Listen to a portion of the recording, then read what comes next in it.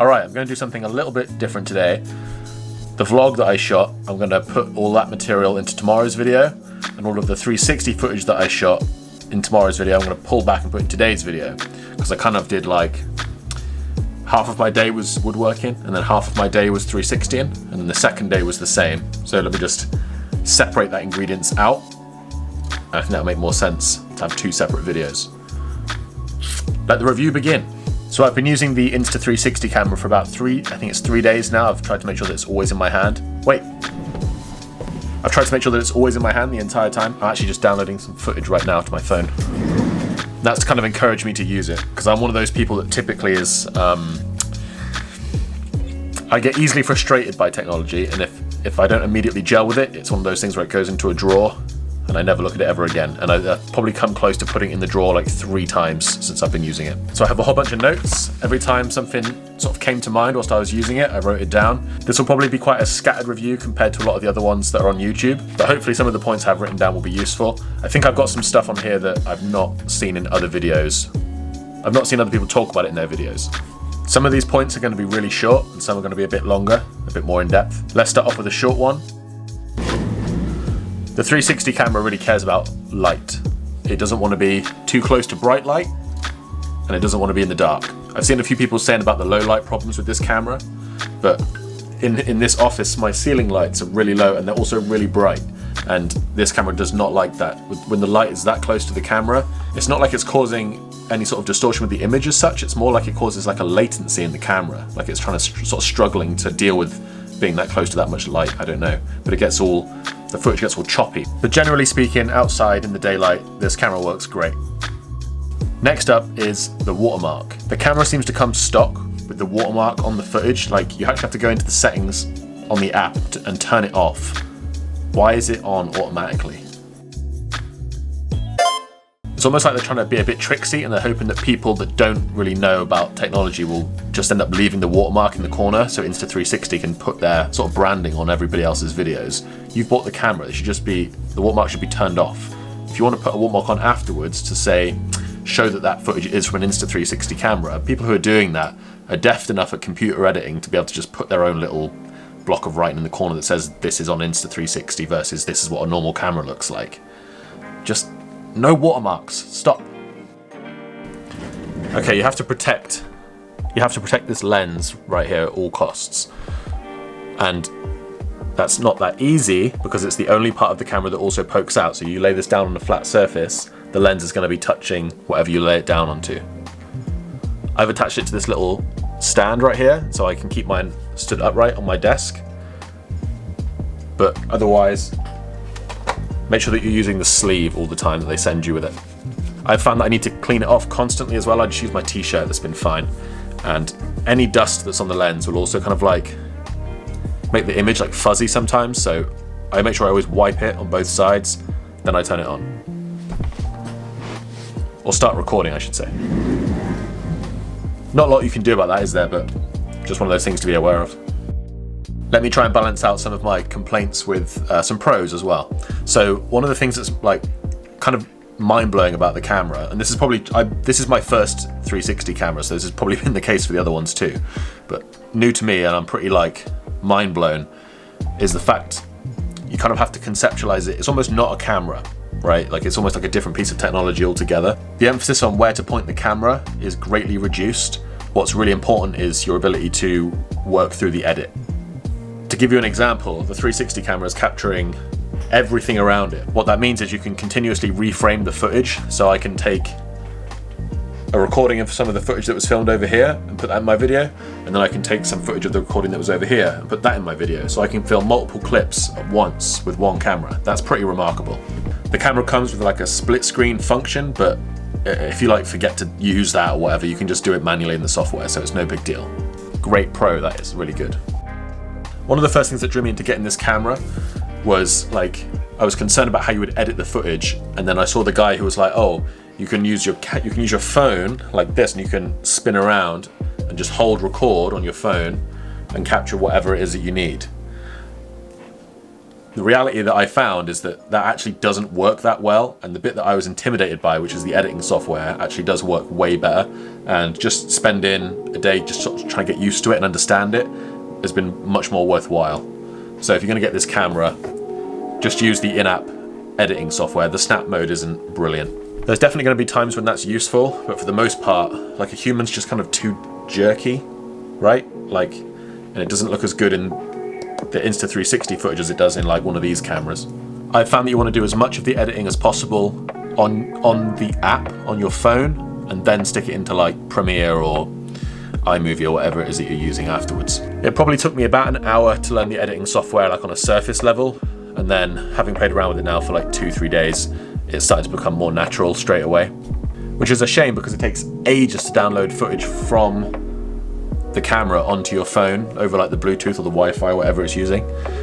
If I could just bang that all into the computer straight away and edit it all in the computer the same way, that would be really convenient. But for whatever reason, my desktop app is just not as good as the phone one. Because the images are in 360, like, you just think about how much more data that is that it's collecting. They take up a huge amount of space. When you're downloading it to your phone, you put like 5-6 videos on and your phone is full. So I found that you need to kind of like download a video one at a time, get all the edits out of it that you want, and then delete that 360 image.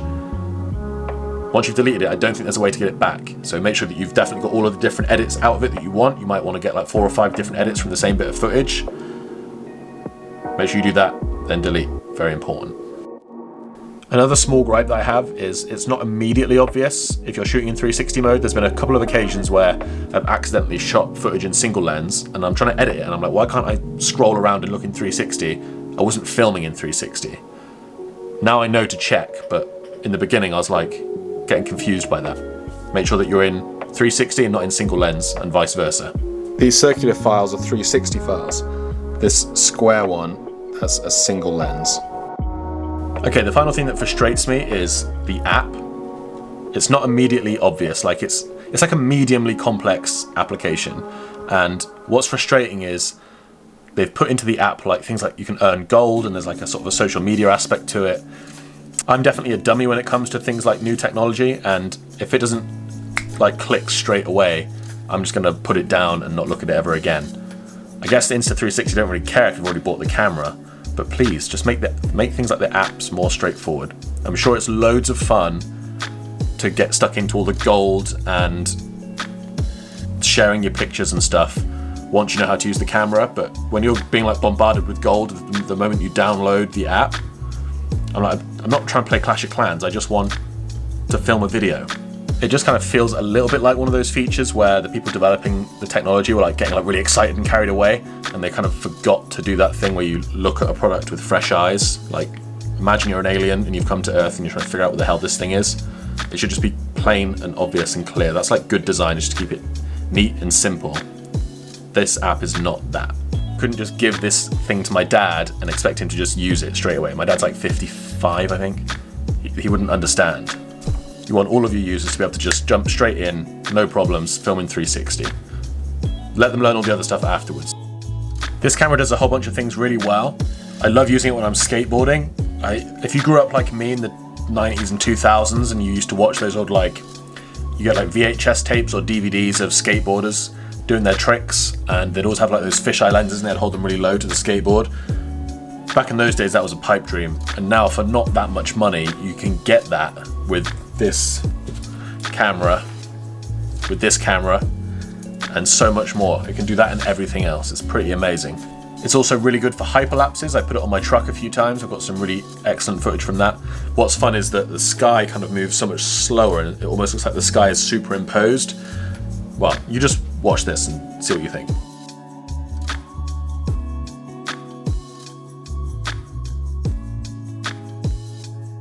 Another thing that I really like is that you can do time lapses where the camera is panning. So with the Insta360 camera, you can do away with having to have a little turntable and put your camera on it and set up the time lapse and try and figure it all out, make sure it's timed right. You can do it all in the app with this. Brilliant. You can also play with this kind of like wacky footage where you can do like the tiny planet and inverse planet stuff. And I'm sure there's loads of other wacky settings too, but I've not really played with those ones just yet. But those, they're fun. I mean, they're a little bit, what's the word? They can get a little bit gimmicky, so you don't want to overuse those kinds of shots. So far, I've just been using this camera for like just basic sort of day-to-day, daily vlogging, I guess. I've not been like, you know, doing kick flips, or I've done a little bit of skateboarding actually, but I haven't been mountain biking or canoeing or any of the like more sort of extreme sports stuff that these kinds of action cameras are designed for. Everything we've used it for so far is pretty vanilla, but it's still been loads of fun to use for sure. Check out this footage from our little walk around the park the other day.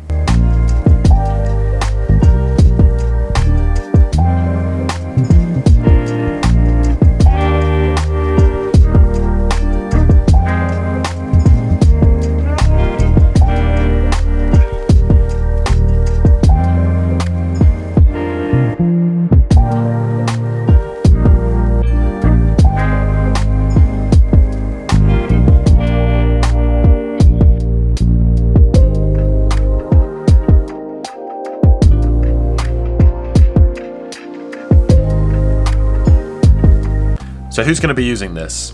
Daily vloggers? Yeah, maybe. I'll be using it just to add a bit of variety into my videos, to get some different shots. It's not, I don't think it's the best as like for like selfie vlogging. I like this one better on my phone.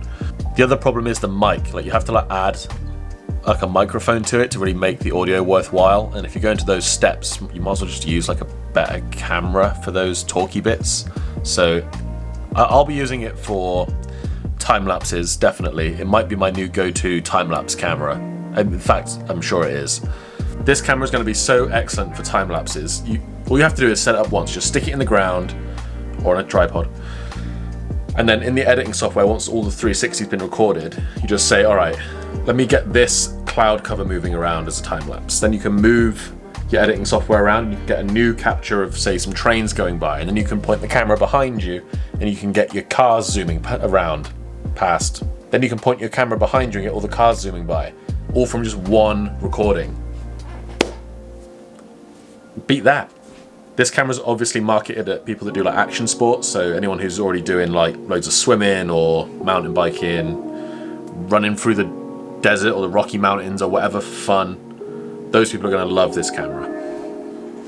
Here's my hot take. This camera should be an auto include for anyone who's doing like building tours. So if you're like in real estate, like if you're like an estate agent and you want to do house tours for your like Instagram page, like Reels or TikToks, this is great. You can just walk around through the house and you can grab loads of different directions from the same recording.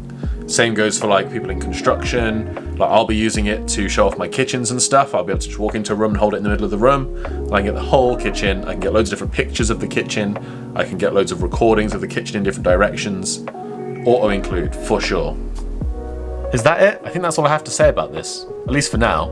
I'm vlogging every day, so if I think of anything else, I'll mention it there. So now you have to watch every video.